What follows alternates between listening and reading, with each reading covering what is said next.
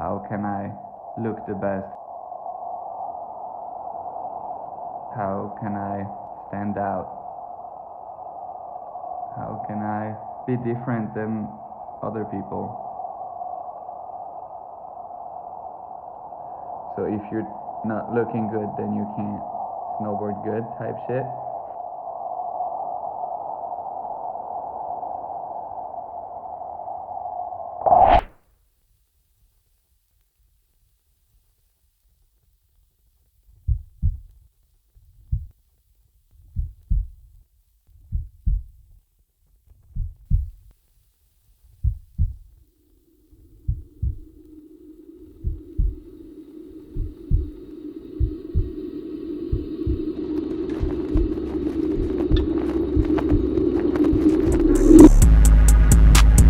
I might crash out, go through it all the way.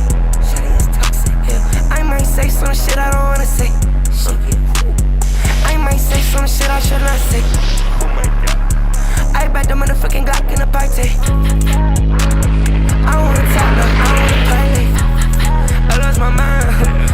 I'm gonna say you won't tell. I told you when having your cut. Every girl says she, yeah. Every girl says she won't tell.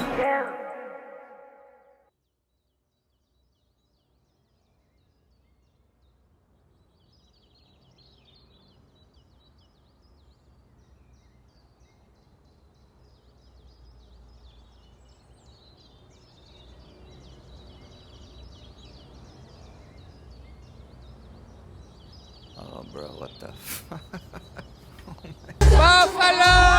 Buffalo! Oh, what? Type shit. The fuck did we do last night? Crazy shit. Well, it's too late now. Fuck.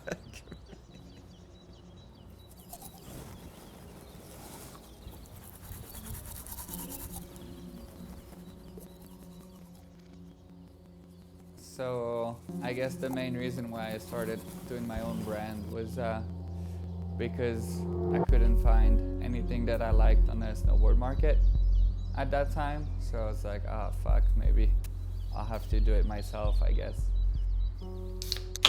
This one time we were in China, and I was with Elio, and we went shopping, and we walked into this crazy mall, and then I saw this shop with all the super shiny fabrics and crazy embroidered, like Chinese style fabrics. So I was like, oh damn, maybe we could ask them if we could make like a custom pant. And then the ladies at the shop were looking at me all crazy and I had no idea, but I was just like, oh my god, this is so cool. Yeah, I guess that was the first Drink Sexy piece. But about the name, I was also talking with Elio outside the shop, and I was like, oh damn, I'm gonna need a name for the brand. And he told me to call it Surf Sexy, but I was like, this is maybe not the right name for like a clothing brand, because it's too narrow and too focused on snowboarding. So I was like, why not call it Drink Sexy, because we drink a lot every time, and it was kind of like the mood at the time. We were partying a lot, so I was like, yeah, fuck it, everybody drinks and sexy is a cool word. So I was like, fuck it, let's go with Drink Sexy. And yeah, one of the biggest source of inspiration that I have is visualizing art, landscapes, like things that I like, that I see in my daily life, and thinking that I could maybe turn that piece of art or that piece of landscape into a jacket maybe, or a pant, you know, and kind of play with that and play with textures a lot. Like last week I was in my old chalet in the Alps, and I saw this old ass painting from the 1950s or something, and I was like, damn, this could be like a sick jacket maybe if just turn this picture into a jacket. So yeah, I would say I try to look outside the box a lot to find inspiration. Okay, yeah, so I guess I see myself as a pro snowboarder because it's what I do for a living and it's what I've been doing my whole life. So I guess we achieved the goal and the dream. And yeah, I guess you could say that my hobby is fashion design and making clothing. So with Nitro over the years, we've made over 4 boards now. And yeah, it started because why not? And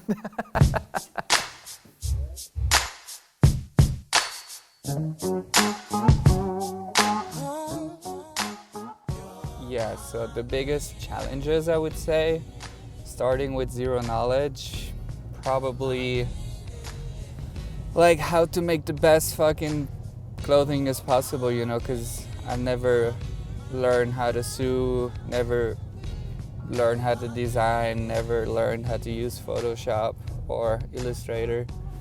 So I kind of went with the flow and tried to make it work.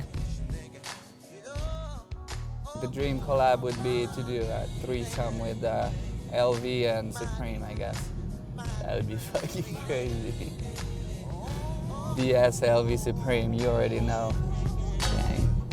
You're my little baby, baby, my darling baby. Swear you're the talk of the town, and everybody wants to know what's going down. Babe, I told you seen this before. Snowboarding nowadays is like has gone so far, like technical wise, you know, it's like so many spins. They're doing backside 23 fucking thousand nowadays, so it's like so far ahead from what snowboarding used to come from. So there's definitely a massive gap between performance snowboarding and just snowboarding as what it used to be. And I really want to try to bring that back, but it's yeah, it's a really hard task. So welcome to the super pipe of Lux. Yeah, Lux is basically where I live now. I can call Lux home, and it's just like the best place to have as a home base, especially in Europe, I would say. And yeah, all the homies are here. We have the best snow park, the best club. Yeah, it's fun. Just yeah, I wouldn't see myself live somewhere else. Most people don't know, but back in the days I was part of the Swiss team. I did a bunch of World Cups, I did the Junior Olympics, I did a lot of competition from like, I would say from 12 till 21. And then I was kind of over it. It was like kind of hard to keep up with the level of riding because I injured myself back to back, and then it was just like I was not having fun anymore. So I kind of said like fuck it, and you know, like kind of like cliche, but like life's too short to just do something you're not happy about. So I thought I would just stop riding contests and just focus on myself and try to have more fun with my life. So I guess I started like doing more kind of skate style tricks because I'm a really big fan of skateboarding, and I want to do tricks that I can't do on a skateboard, but since I could do them on the snowboard, I was like, fuck yeah, like this is fun. So this is like kind of where my transition is coming from. Skating influenced, surf influenced, and yeah.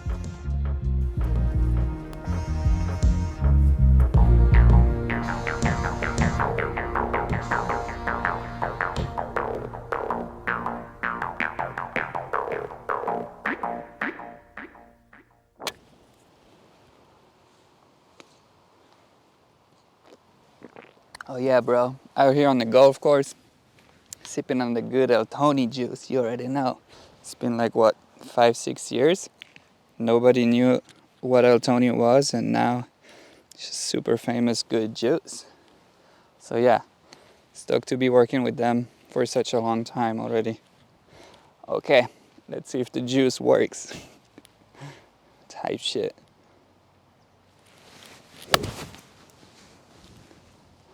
little on top of the ball, but still pretty good. GG.